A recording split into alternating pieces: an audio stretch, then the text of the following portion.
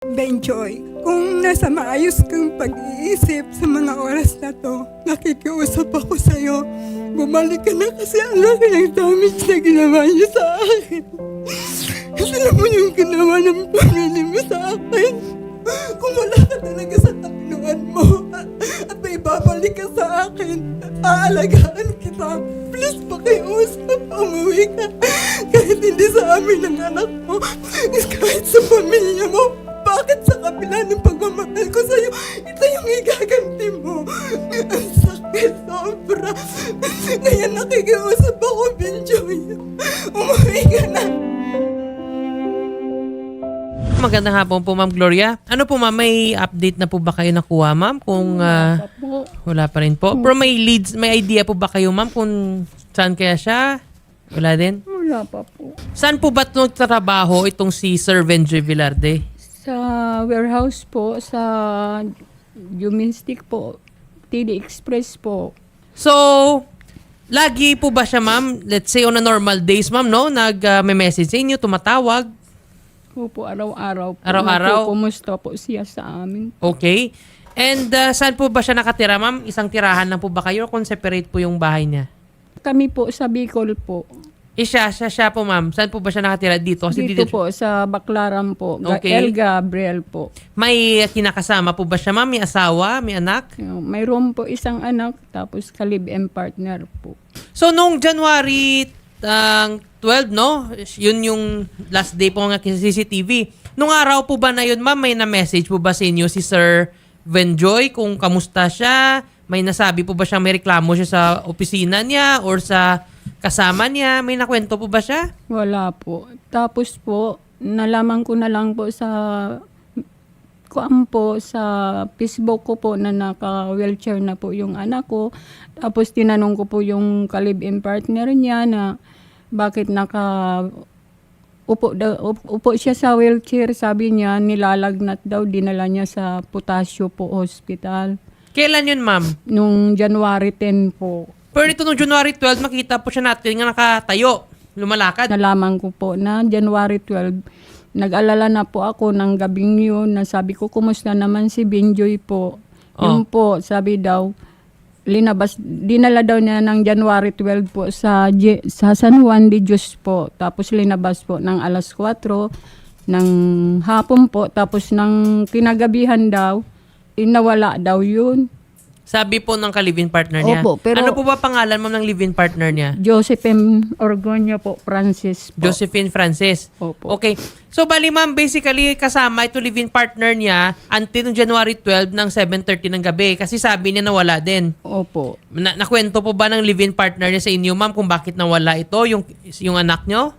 Hindi pa po na namin nalaman kasi hindi naman po siya nagsasabi sa amin kung hindi ako nag-chat po. Na sabi ko, kumusta na po si Benjoy? Sabi niya, nandun naman daw, pinahinga niya doon sa 1450 ng warehouse po. Tapos sabi niya, iniwanan daw niya ng alas 8 po ng gabi kasi pumunta daw siya sa warehouse 1 po.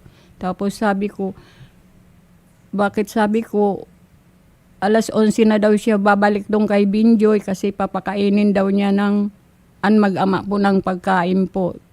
So, kung sabi niya po, Ma'am, babalik siya ng 11 p.m. no, papakainin. Bakit po ba si Sir Benjoy po ba ay disabled na? Or ano? Bakit hindi po ba makagalaw? Sabi daw niya, nagpapahinga lang po daw. So, ngayon po ba, Ma'am, currently po ba, nag-uusap pa rin ba, nakikipagtulungan, hanap po itong ka-live-in partner ni Benjoy sa inyo para mahanap yung anak nyo? Naghahanap man po. Pero kami po, araw-araw po kami naghahanap. Okay. Tapos, Pero ito, Ma'am, live-in partner yan, na-report yun na po ba ito ni Ma'am Josephine, no, sa mga PNP doon sa lugar, no, sa Paranaque? opo, na missing si... sa Baclaran po, Okay. police station So, po. currently, Ma'am, wala pa daw. Wala pa silang may idea or may leads kung saan. Wala pa po. Tapos nagsinungaling po siya na nagpa-blatter daw. Pero wala naman po kasi pumunta rin kami doon sa barangay po ng Baclaran po. Sabi ni Josephine, nagpa-blatter siya. Opo, pero sa wala barangay. naman po. Pero nagpa-blatter siya sa kapulisan? Yung na po, nalaman namin doon kay Sir Malyari po nung ngayon na lang po na Marso po. Itong March na siya nagpa-blatter. Yun ang sabi ni Sir Malyari. Pero nung January, ma'am, walang record? Wala pa po. Okay. Ma'am Josephine, ano po ba yung, kayo po lagi yung kasama po ni Sir Benjoy, no? Isang bahay lang po kayo? Opo, sir. Okay. So, before po ba ng January 12, ma'am, may sakit po ba ito si Sir Benjoy? May mga nararamdaman? January 7 po, nilagnat po siya. Okay. Tapos, January 9, kasi nung linagnat siya, pinainom ko po siya ng paracetamol, yung Okay. paglagnat. Tapos, hinilot ko po yung ulo niya. Nawala naman po yung lagnat. Mm. Tapos, balik po siya sa trabaho. Na sabi ko, wag muna siyang babalik ng trabaho. Kasi baka mabinat. Bumalik pa rin po siya doon sa trabaho. Tapos, maya-maya po, pumunta na siya sa akin, nanginginig na po siya. January 9 yon. 8 po. Tapos, sabi ko sa kanya, magpa-check up na tayo. Kasi Okay. malapit lang naman po yung Protasio Hospital Health Center po doon. Sabi niya, Magka-work po ba kayo ni Sir Benjoy? opo. Okay. Tapos sabi niya po, hindi na kasi maipapahinga lang daw po yun. So, January 9 po, may lagnat pa rin siya. Tapos naririnig kong parang umuubo. Kaya sabi ko, pumunta na tayo sa Protasio Health. Pagdating, yun po, pumayag siya. Pumunta kami sa Protasio Health. Nagpa-check up po kami. Tapos, nung pag-akyat namin, kasi kailangan niya pong mag-laboratory, Mm. kukuhaan siya ng dugo. Takot po siyang nakakakita ng dugo. Okay. Tapos, pagpunta po namin doon sa, di ba tinurukan na po Ah. siya. Pagbaba, yung nanginginig po siya kasi takot nga po siyang natuturukan. Kaya nag-request po ako doon sa na, kung pwede po pahiramin kami ng wheelchair pababa kasi baka po mahulog siya pag maghahagdan po Okay. kami. January 12 yun, ma'am, nangyari? January 9 pa lang po. January 9. Sa check-up po yun sa Protasio Health Okay. po. So, nung January 10, 11, nasa hospital pa rin kayo kung lumabas? January 11, gabi, nasa ospital po kami ng San Juan de Dios. Ang anak po namin yung na-hospital, sir. Okay. Pero that time, ma'am, nung January 11, kamusta na po yung kalagayan ni Sir Ben? Okay na po ba siya? Okay naman po siya kasi sinamahan niya pa ako sa ospital. Okay. Pagka-hospital namin sa anak So, namin. naka-check-in, naka-admitted po yung anak nyo? Nakauwitin po kami ng mga alas 2 po ata or 3 ng madaling araw. Nung January 12? Ng January 11 po. Okay. Tapos, umaga po ng January 12, doon din po si Venjoy po na parang nag-ano siya sa trabaho. Yung parang nag-breakdown, collapse. Pero nang nalako po siya sa San Juan de Dios, may malay pa po siya. Okay. So, sa bali, ma'am, nung January 12, nagpasok pa siya sa trabaho. Opo. Tapos, nag-breakdown siya for some reason and then, in-admit na siya sa hospital. Opo. Dinala. Okay. Bandang 7:30 yata siya nawala eh. Di ba? Based sa Opo, doon CCTV. sa CCTV ng kapitbahay namin, 7:38 po. Okay. So, lumalakad siya actually, ma'am. So, meaning, hindi naman siya nga naka-wheelchair. Opo, may video po kami sa ospital kasi nag-request po sila ng video kasi Okay. yun nga po, kaya po yung investigador po, kumuha po ng footage po sa ospital. Saan po bang banda yun yung sa CCTV kanina nga pinakita, no? Lumalakad siya. Saan yun? Sa Ross Boulevard daw yun? Opo, sa may Chatudy Bay po ako, nakapagpasama pa ako sa pulis ng Baclaran para po ng CCTV kung sino. So, may idea ka po ba, ma'am, bakit nga nung January 12, ganong oras, like, saan po ba siya pupunta? Hindi ko din po alam, sir, kasi iniwang ko po siya dun sa El Gabriel. Okay naman po kami, napakain ko po siya, nag-usap pa po kami tungkol po sa pagpapabinyag sa May anak away po ba namin. kayo, ma'am? Wala po. Wala naman. So, ang may idea ka kaya, ma'am, kung ano nag-cause ang kanyang breakdown? Si sabi mo, nag-breakdown siya nung umaga ng January 12, di ba? Sa opisina. Opo, Ano kasi kaya yung cause? sabi niya lang sa amin, sabi niya parang yung RTS po, yung mga parcel, yung kasi yung ginagawa niya, sabi niya, kasi naglilipat po kami nun, sir, ng warehouse. Tapos sabi niya, paano ko kaya yan masisimulan? Sabi ko, okay lang yan, tutulungan naman kita. Sabi niya, nagkalat kasi. Sabi ko, walang problema yan, tutulungan kita. Tapos sabi niya, kailan ako babalik ng work? Sabi ko, di kapag magaling ka na kasi mas mahirap naman kung mabibinat ka Ano po ba yung sakit ni ma'am? Like, normal lang po nga nilagnat siya? Or may... Opo, normal lang. Meron pa ako yung sa hospital na kasi May po anak dapat- kayo, ma'am? Opo, isa po. Isa. May anak po ba siya sa iba? Wala naman? Ako po meron sa una. Okay. So, yung anak niyo lang taon na yun, ma'am? 3 years Three, old. okay. Magpo-4 po. So, bali ma'am, di ba nawala siya January 12? Nai-report yun na po ba ito, ma'am, sa PNP? Opo. Nagpa-blatter. Kailan po kayo nag-report, ma'am? Nang 24 hours po, mayroon pa akong card. Okay, mga January 13. Opo, January 13 po. Okay. Yung po sa barangay po, wala po. Nagsinungaling po siya. Nagpa-blatter na lang po Nung kami kami kasi po nagsinungaling siya. Sorry. Sabi niya, nagkuhan siya, punta siya sa barangay para ipablatter. Wala naman pala. Kaya pinakuha siya ng kuhan dun sa barangay eh. Nung nalaman ko po ng 11 po ng, sorry ma'am ha, ng 11 po ng gabi na wala na po yung live-in partner ko po doon. Pumunta po ako ng barangay hall. Tapos yung meron po dong mga patrol na kapag pasama po akong maghanap. Tapos umakyat po ako sa taas doon para magpa-review sana ng CCTV pero wala daw po record. So inisip ko na nakapag sa sobra sigurong inisip ko na kapag-report ko ako sa barangay. Pero kung halimbawa man po hindi po ako doon nakapag-blatter sa barangay, pero nakasama ko po yung barangay na naghanap po sa kay Benjoy po ng gabi yun. Pero po, bago pa po mag-24, kasi sabi po kasi, pag i-report 24 hours daw po. Kaya inuna ko pong i-report sa police po para mas madali po akong makahingi ng tulong. Kasi pag mayroon na pong post-alarm, madabilis po akong makakaano. Okay.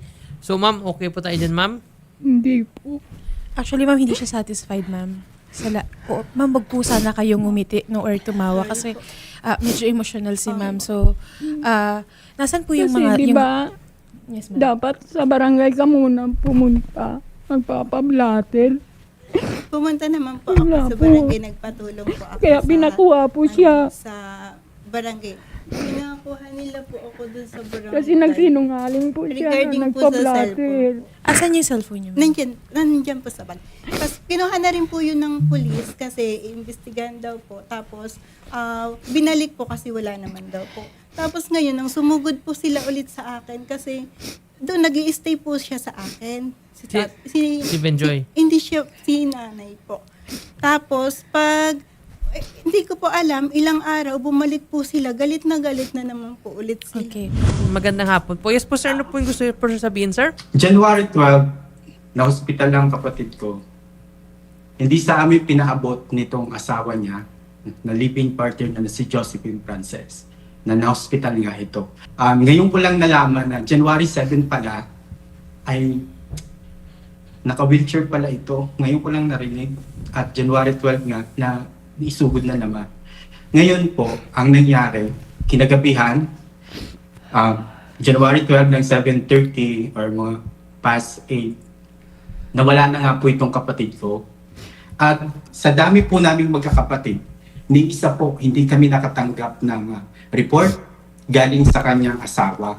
Hindi lang po di man lang niya sa amin sinabi na na-hospital ang kapatid mo. At ang nangyari pa po yun, kinabukasan pa namin nalaman na nawawala na ang kapatid namin. Tumawag pa ito sa asawa ng kapatid ko, hindi diretso sa magulang namin. Doon ako nagtaka kung bakit. Ito ang mga dahilan po. Kasi po, kung susumahin, mayroon po kasi silang pinamamahalaang negosyo dyan sa Baclaran. Pinagkakatiwala po yan sa kanila. At naniniwala ako na may mga dahilan nito bakit nawala ang kapatid ko. Unang-una na, yung mga properties nilang napupunta. Hindi ko alam kung mayroon bang pangalan doon ang kapatid ko. O siya halos ang lahat ng nakapangalan.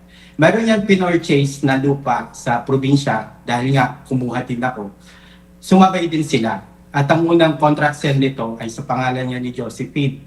Ngayon, at the end of the month ng September, pagpasok naman ng second week ng October, biglang nagmensahe sa akin ng kapatid ko dahil nga nirequest ng tatay ko na ipangalan niya sa kapatid ko ang lupa. Ngayon po, nagmensahe itong kapatid ko na ititigil na lang nila at hindi na itutuloy. Doon pa lang nakapag-isip na ako, bakit ba na-cancel ito? Dahil ba ililipat sa pangalan ng kapatid ko? Ang iniisip ko po lang po noon ay pag-ayusin pa silang dalawa at ipagpatuloy pa yung kinuha nilang lupa. Ngayon po, ang tanong ko po sa kanya nung time na yon, kasi noong January 12, nawala na nga ang kapatid ko at hindi nga siya nakapagmensahe sa amin ng malinaw at sa ibang tao pa namin ito nakuha. Tanungin ko lang po siya ngayon kung buhay pa o wala na ang kapatid ko. At ang gusto ko pong malaman sa kanya, at gusto ko po na makuha ang detalye sana na mas malinaw, na makuha ang personal na cellphone ng kapatid ko nung time na yon. Kasi tumawag ako nung January 12 at nagtanong ako sa kanya, sabi ko, kumusta ang kapatid ko? Ano ba ang mga pinag-awayan nyo? Nag-aaway pa kayo sa pera? Siyempre ang sagot niya naman, hindi pa. Hindi naman, wala kaming pinag-awayan.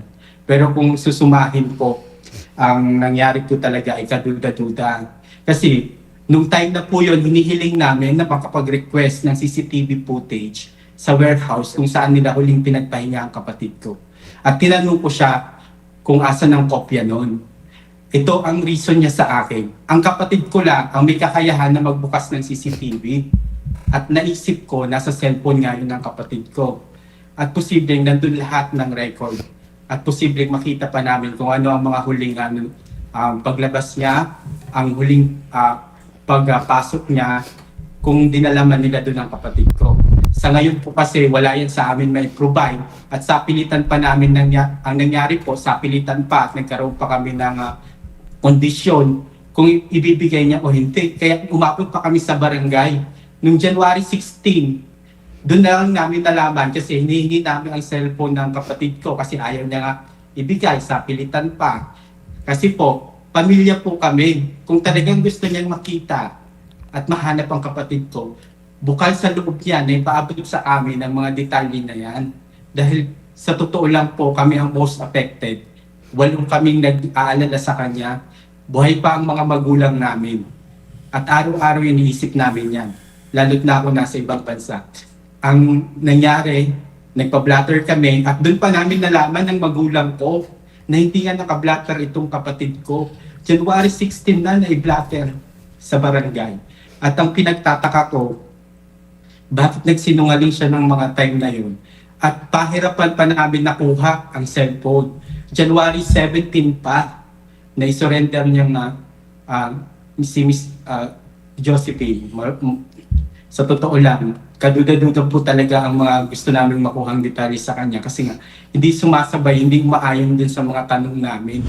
Pumunta po sila doon sa akin, sila nanay, tapos yung mga kapatid. Tapos pinagbibintangan na po nila ako agad-agad. Tapos pilipilit po nilang kunin yung cellphone. Ang sagot ko po, hindi ko po ipinagdadamot yung cellphone. Pero po, doon po sa mga batas, sa otoridad, tayo magsusurrender nung Bakit cellphone. ayaw niyo po sa family, ma'am? Sa kanila, ma'am. Baka may Attorney, Yes po, sir. yung sinasabi niyang pagbibintang, wala pong pagbibintang. Wala po. Napaka mahusay po Hinihingi kami lang humiling po. sa kanya na makakuha ng Ang ganito po yan, kopya ma'am, sa no? amin. Yung regarding po sa batas, no? Kung asawa ka, like legal wife ka, pwede. Pero dahil hindi ka nga legal wife, hindi kayo kasal, live-in partner ka. Actually, yung may next of kin, no? Pag may nangyari, minsan yung point of contact of emergency, usually yung immediate family member.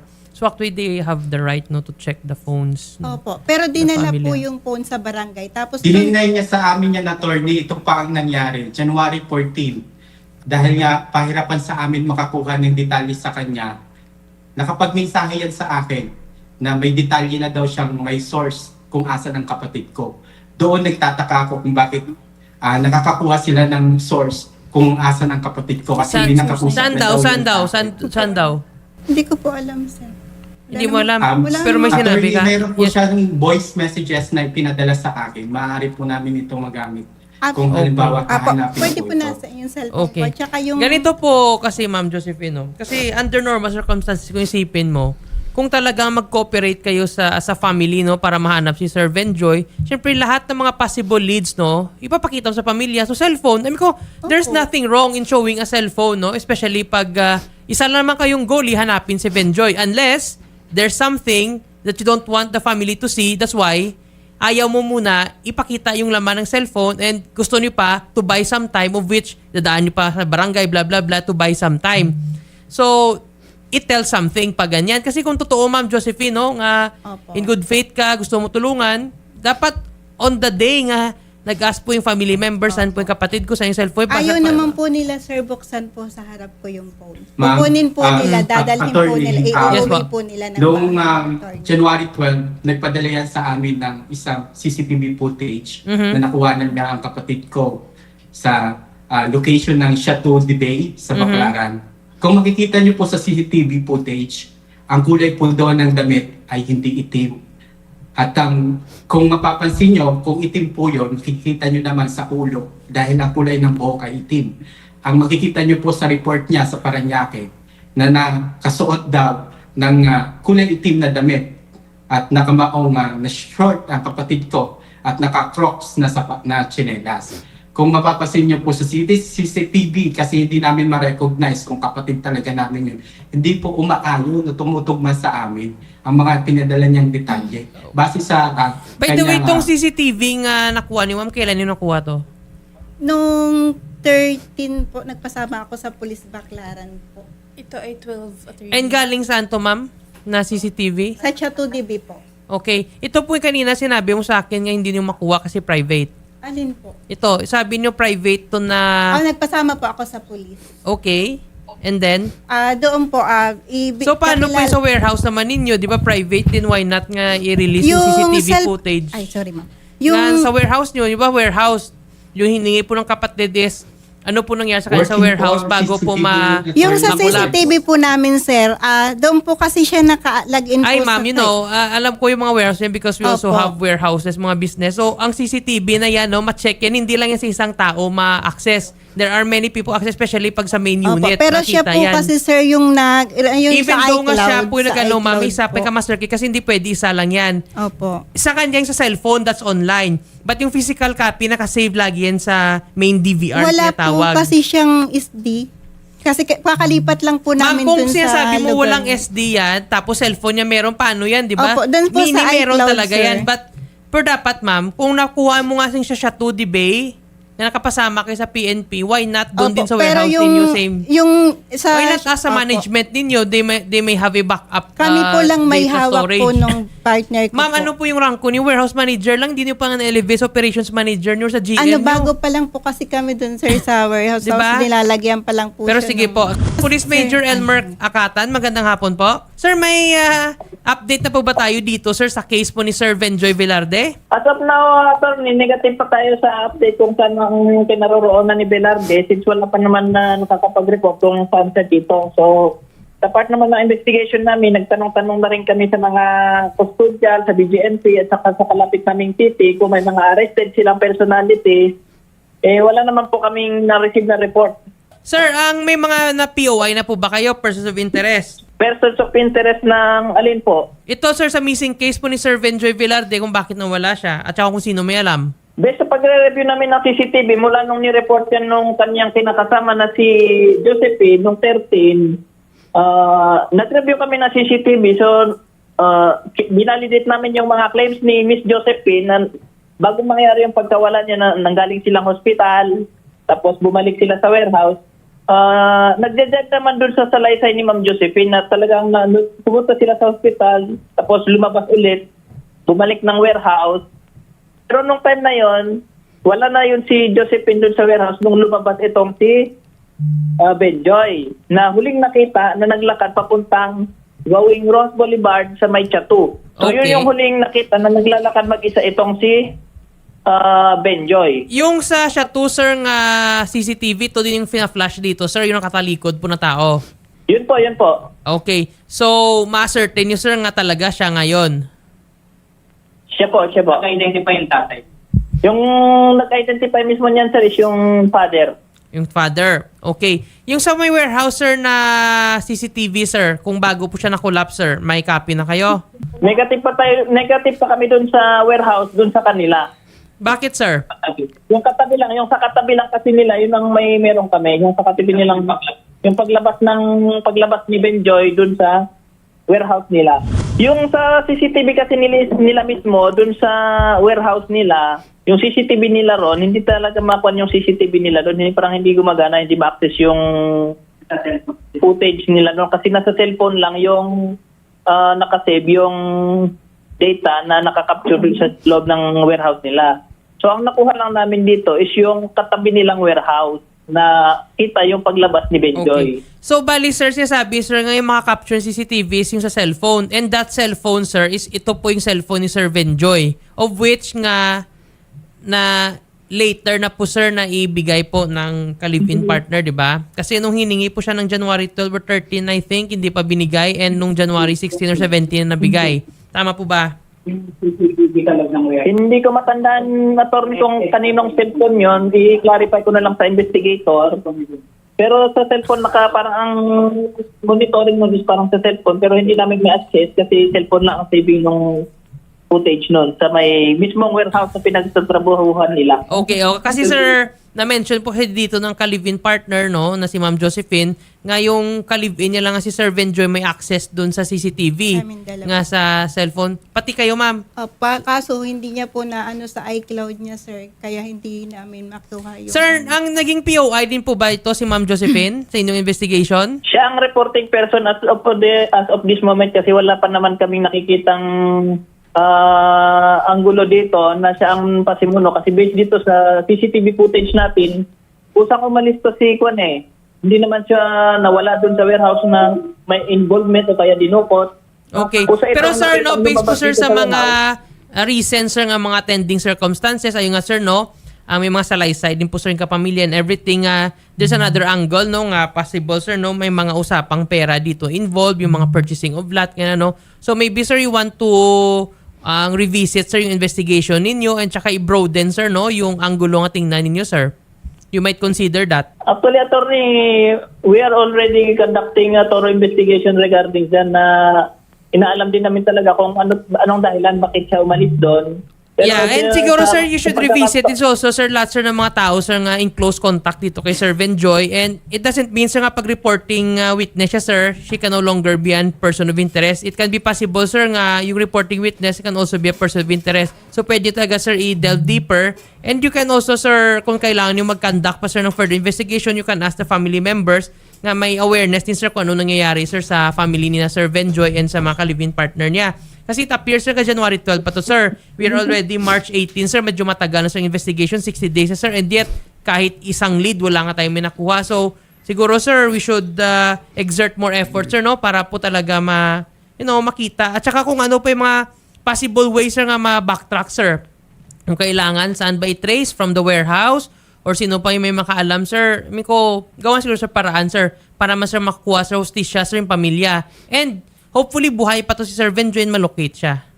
Sorry, with due respect lang, sir. Nag-iimbestiga naman kami. Hindi naman para sa isantabi namin yung mga anggulo na nakikita ninyo. So, nakikita rin naman namin. Regarding naman yan sa cellphone na yan, pina-examine na rin namin yan sa cybercrime para makita yung kung may mga deleted messages man.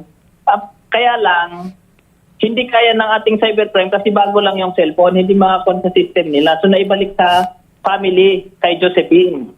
Regarding naman dito sa backtracking namin, hindi na namin masundan ito kasi nga yung huling mga sinundan nila, wala nang makuhang CCTV. So, ang ginawa ng ating mga investigador, nagtanong-tanong sa mga...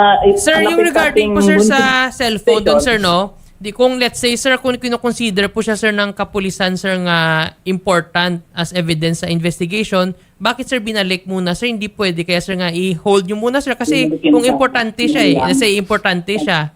And then, hindi po ba kaya, sir, ng technology, sir, ng ka-PNP para po ma-check yung kung may mga deleted messages or anything? Kulang po ba, sir, sa capacity, sir, ang cybercrime natin?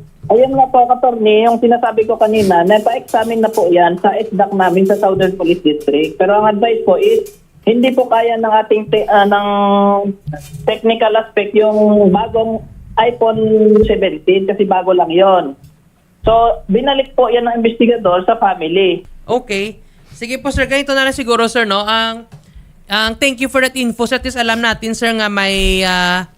kulang, sir, yung technology, sir, no, ng ating kapulisan para po, sir, ma-raise natin, sir, sa proper nga mga Senate hearing, sir, no, baka kailangan i-revisit kasi hindi pala kaya, sir, meaning, sir, kung gumawa yung krimen is yung mga high-tech na, sir, no, naka-iPhone 17, meaning wala pala kapangyarihan, sir, or kakayahan yung mga kapulisan nga mag-backtracing ng cellphone dahil kulang yung technology. Ito po, nag-a-adapt naman tayo sa technology kasi since nga yung iPhone 17 is bagong labas, wala pang yung system yung SDAC natin na i-examine yung device.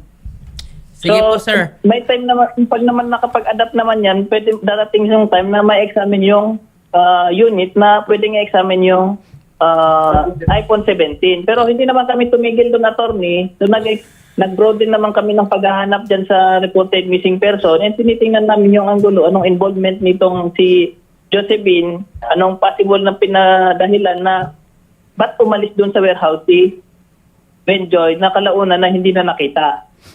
Okay. Sige, ito na po, Sir Elmer, no? Kasi we will leave it to the wisdom po in discussion of the PNP na investigation. But we're just requesting, sir, nga kung pwede, sir, no, mabigyan ng update sa pamilya and mapabilis yung investigation. Kasi as time goes by, sir, syempre nagwo-worry din yung family. So, we know naman, sir, nga in-exert naman ng PNP best effort nila.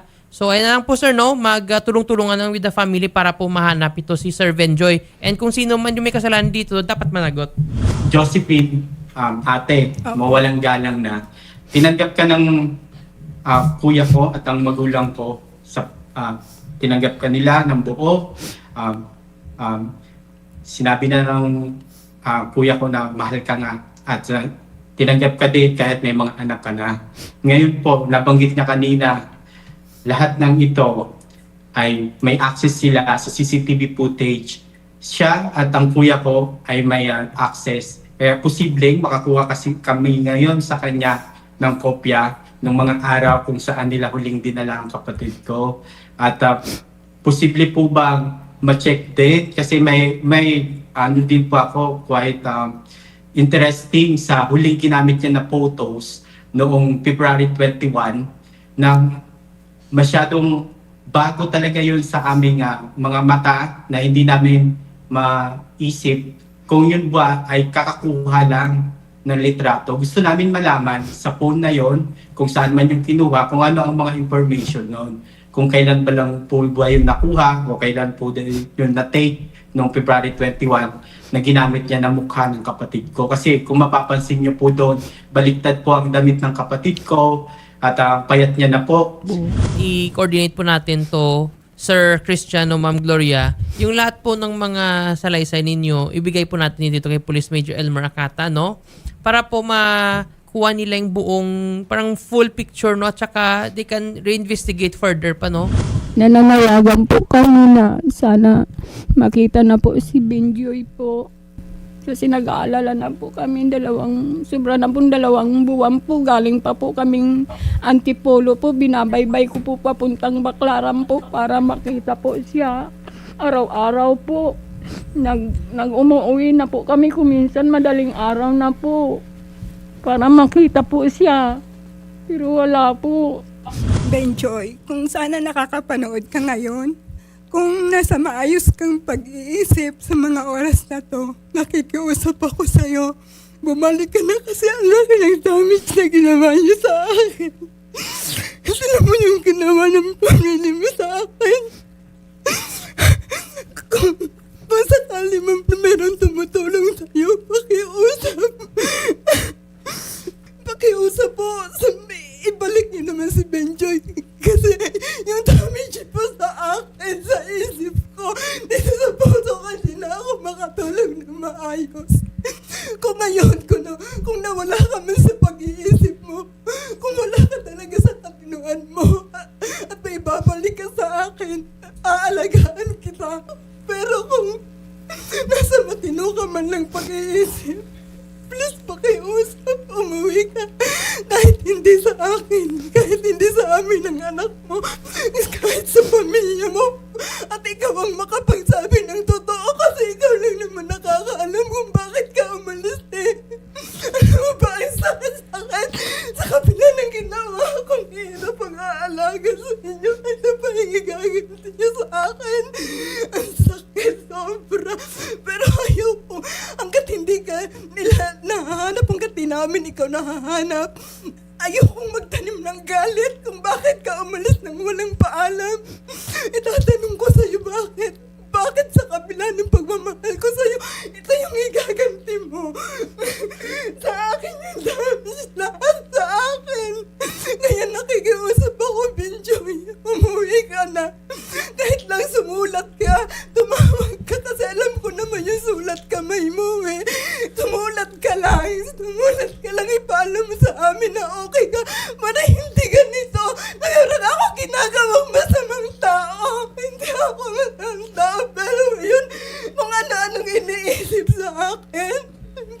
ganon?